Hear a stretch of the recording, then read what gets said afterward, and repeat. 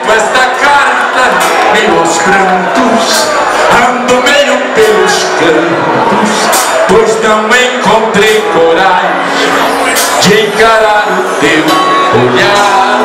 Está fazendo algum tempo que uma coisa aqui por dentro despertou e é tão forte que não pude te contar. Quando você leu, vou estar bem longe, não me julgue tão covarde, só não quis te ver chorar. Perdão, amiga, são coisas que acontecem, deu um beijo nos meninos, pois eu não vou mais contar.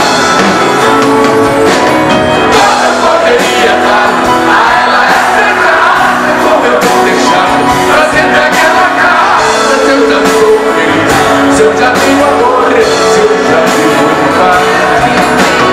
E por isso decidi que vou ficar com ela.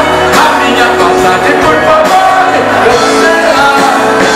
Vá sozinha, não vou mais.